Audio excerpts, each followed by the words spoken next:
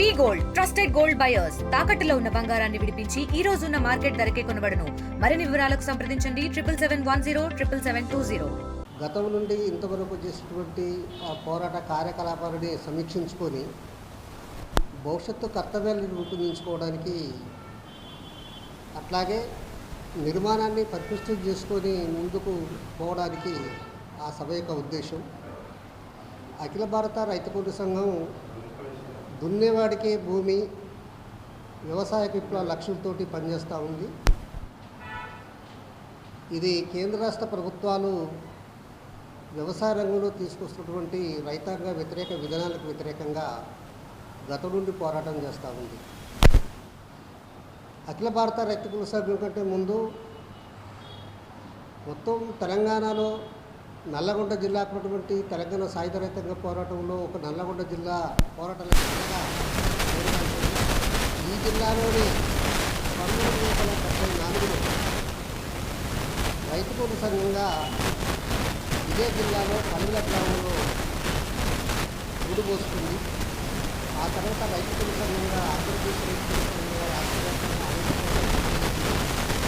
2000 అఖిల భారత స్వరూపంలో తీసుకొని అఖిల భారత రైతు కూలి సంఘంగా అప్పటి నుండి ఈ రోజు నాటికి రైతాంగ సమస్యల మీద కేంద్ర రాష్ట్ర ప్రభుత్వాలు తీసుకొచ్చినటువంటి రైతులకు వ్యతిరేకమైన చట్టాలకు వ్యతిరేకంగా ఇది గతంలో 3 నెలల చట్టాలకు వ్యతిరేకంగా ఏఐకేఎస్ రాష్ట్ర వ్యాప్తంగా మద్దతు ఉద్యమాలలో టీడీపీ కూడా పాల్గొని ఆ పోరాటంలో కీలకంగా అలాగే రైతుల ఆత్మహత్యలు కానీ వ్యవసాయ రంగంలో విత్తనాల్లో బీటీ సీడ్స్ సబ్సిడీ విత్తనాల పేరుతో బీటీ సీడ్స్ తీసుకొచ్చిన సందర్భంగా పత్తిలో ఆ పత్తి సీడ్స్కి వ్యతిరేకంగా రైతుల రాష్ట్ర వ్యాప్తంగా గర్భమైన పోరాటాన్ని పరిశీలన పట్టాలు నిర్వహించింది. అట్లాగే ఈరోజు రైతాంగం గిట్టుబాటు ధరలకు కోసం కానీ వ్యవసాయంలో ఉన్నటువంటి అకాల వర్షాలకు ఈ తుఫానులకు ఈ నష్టాల నుంచి ఆదుకోవాలని చెప్పి డిమాండ్ పేరుతోటి ఈ రైతు కూలి సంఘం ముందుకు వస్తూ ఉంది. ఈరోజు మొన్న వచ్చిన అకాల వర్షాలకి తుఫాన్లతోటి పంటలు మొత్తం నీళ్ళ పాలయ్యి ధాన్యం దడిసిపోయి ఈరోజు ధాన్యాన్ని కూడా కొరలేనటువంటి పరిస్థితి ఉంది. పాలకులు ఎన్నికల మీద చూపించిన శ్రద్ధ తిండి పెట్టే రైతుల కోసం శ్రద్ధ చూపట్లే.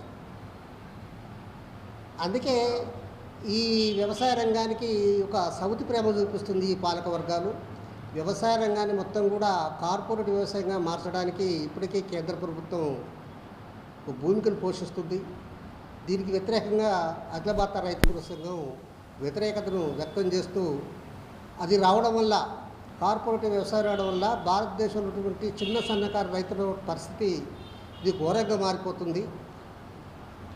ఈ వ్యవసాయానికి ముందు ఈ భారతదేశానికి ప్రజలకు తిండి పెట్టే పరిస్థితి కూడా పోతుంది. ఇది ప్రపంచ మార్కెట్ను దృష్టిలో పెట్టుకొని పంట పండించాలనే ఒక పాలసీని ఈ కేంద్ర ప్రభుత్వం తీసుకొస్తూ ఉంది. దీనివల్ల రాష్ట్ర ప్రజలే కాకుండా దేశ ప్రజలు ముందు రాబోయే కాలంలో తీవ్రమైనటువంటి కొరతను ఎదుర్కోవాల్సిన పరిస్థితి ఏర్పడుతూ ఉంది.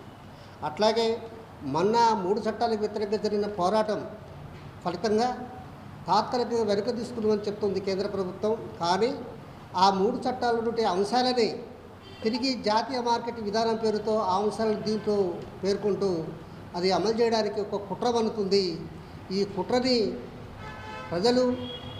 ప్రజల కోసం పనిచేసేటువంటి రైతు సంఘాలు ఇవన్నీ కూడా గమనించాలి. వీటిని దృష్టిలో పెట్టుకొని కేంద్ర ప్రభుత్వం రైతుల మీద వ్యవహరిస్తున్న తీరుకు వ్యతిరేకంగా రైతాంగ ఉద్యమాలు, ఐక్య ఉద్యమాలు నిర్వహించాలని చెప్పి ఈ సందర్భంగా కోరుతూ, రేపు జరిగే తెలంగాణ రాష్ట్ర జనరల్ కౌన్సిల్ని విజయవంతం చేయాలని చెప్పి ప్రజలకు, ప్రజాస్వామికవాదులకు, మీడియా మిత్రులకి విజ్ఞప్తి చేయడం జరుగుతుంది. రేపు మీరంతా కూడా ఆ సభకు హాజరయ్యి రైతాంగ సమస్యని వెలుగులోకి తీసుకొస్తారని చెప్పి కోరుతున్నాం. చరిత్ర సృష్టించినోడు ఇప్పుడు ఆ చరిత్రని తిరగరాయబోతున్నాడు. అబద్ధాల గోడల్ని బద్దలు కొట్టి నిజాలను రాగా మీ ముందుంచబోతున్నాడు. నిజమైన వార్తల కోసం వెంటనే డౌన్లోడ్ చేసుకోండి రా యాప్ని.